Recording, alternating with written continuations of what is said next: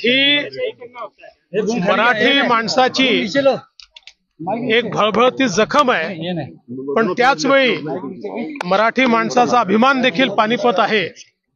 ज्या प्रकारे मराठ्यांनी पानिपतच्या युद्धामध्ये शौर्य दाखवलं, अतिशय विपरीत परिस्थितीमध्ये देखील ज्या प्रकारे मराठे लढले, ती खरं म्हणजे युद्धाच्या इतिहासातील एक अत्यंत मोठी अशा प्रकारची आपल्याला ही गोष्ट पाहायला मिळते।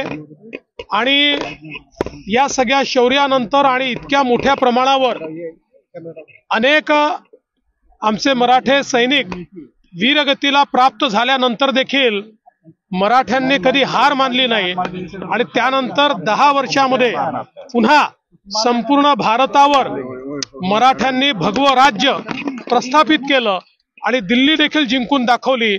आणि म्हणूनच ही जी मराठ्यांची वीरता आहे, हे जे शौर्य आहे, छत्रपती शिवाजी महाराजांनी जे हिंदवी स्वराज्य सुरू केलं, ज्या हिंदवी स्वराज्याची स्थापना केली, त्या हिंदवी स्वराज्याला ज्या प्रकारे त्यानंतर छत्रपतींच्याच आशीर्वादाने संपूर्ण भारतामध्ये पसरवण्याचं काम हे आमच्या मराठ्यांनी केलं।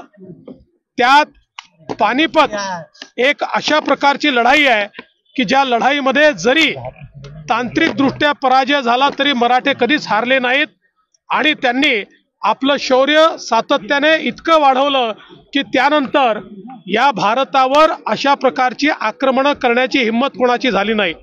आणि म्हणून या शौर्यभूमीला वंदन करण्याकरता या ठिकाणी आम्ही आलेलो आहोत। आणि खऱ्या अर्थानं मी शौर्यभूमीचं जे ट्रस्ट आहे त्या ट्रस्टचे मनापासून आभार मानतो आणि अभिनंदन करतो की आमचा इतिहास जिवंत ठेवण्याचं काम त्यांनी केलं। आणि या ठिकाणी मातृभूमी करता धारातीर्थी पडलेल्या मराठ्यांना या ट्रस्टच्या माध्यमातनं, या कार्यक्रमाच्या माध्यमातनं सातत्याने आदरांजली श्रद्धांजली देण्याचा कार्यक्रम चालतो। आणि त्यातनं आमचं जे शौर्य आहे, आमची जी विजिगीषू वृत्ती आहे, याचं एक प्रकारे संवर्धन करण्याचं काम ट्रस्ट करते आहे। आणि म्हणून मी ट्रस्टचं मनापासून अभिनंदन करतो। महाराष्ट्र सरकारनं भवन बांधण्याचा निर्णय घेतलेला आहे, आज तुम्ही पानिपतमध्ये आलेला आहात, राज्य सरकारकडून काही घोषणा? निश्चितपणे आत्ताच ट्रस्टशी माझी चर्चा झालेली आहे। काही त्यांनी गोष्टी बाबी लक्षात आणून दिलेल्या आहेत, त्यामुळे निश्चितपणे या संदर्भात इथला परिसर असेल, इथलं स्मारक असेल, याला अधिक चांगलं करण्याकरता ज्या ज्या गोष्टी करण्याची आवश्यकता पडेल, महाराष्ट्र सरकार पुढाकार घेऊन त्या सगळ्या गोष्टी करेल। देवेंद्रजी, यशवंतराव चव्हाण इथे आले होते, त्यानंतर तुम्ही पहिले मुख्यमंत्री आहात महाराष्ट्राचे जे इथे पानिपतावरती आज शौर्य दिनाला आलेला आहात, तर काय वाटतं, हे तुमचं भाग्य होतं? या मंगल भूमीला वंदन करण्याकरता येण्याची संधी मला मिळणं हे माझं सौभाग्य असं मी समजतो। आणि यापुढेही जेव्हा जेव्हा मला या ठिकाणी येण्याची संधी मिळेल, मी येतच राहील। देवेंद्रजी, 8 एकर जमीन या परिसरातली आहे, ती दिलेली आहे, पण त्याचा पैसे अद्यापपर्यंत मिळाले आहेत। मागच्या काही काळापासून ट्रस्टचे जे लोक आहेत ते फॉलोअप घेत आहेत। मला आत्ताच या संदर्भातली माहिती दिलेली आहे।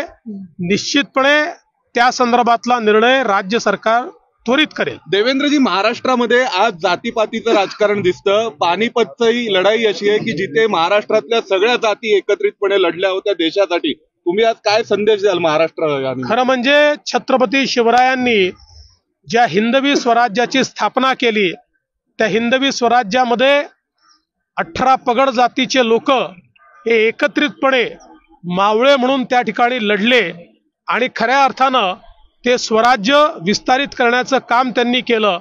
छत्रपतींनी सामान्य माणसाच्या मध्ये पौरुष जागृत केलं आणि त्याला असामान्य बनवलं। आणि मला असं वाटतं की जोपर्यंत आम्हाला हे लक्षात राहील की आम्ही एकत्रित आहोत तरच सुरक्षित आहोत, आम्ही एकत्रित आहोत तरच प्रगती आहे, तोपर्यंत आमची प्रगती होत राहील। पण आम्ही पुन्हा जातीपातीच्या छोट्या छोट्या गोष्टींमध्ये त्या ठिकाणी विभाजित झालो तर कदाचित आम्हाला तशा प्रकारची प्रगती करता येणार नाही। आणि म्हणून जसं छत्रपती शिवाजी महाराजांनी भगव्या झेंड्याखाली आम्हाला सर्वांना एकत्रित आणलं, तसंच आज भगव्या झेंड्याखाली आणि भारताच्या तिरंगा झेंड्याखाली आम्हाला सगळ्यांना एकत्रित येणं ही काळाची गरज आहे. पालकमंत्रीपदाची यादी तयार आहे का? 26 जानेवारी आले जवळ. पालकमंत्री पालकमंत्री यादी तयार आहे. अरे ते सगळं मुंबईत छत्रपती शिवाजी महाराज छत्रपती शिवाजी महाराज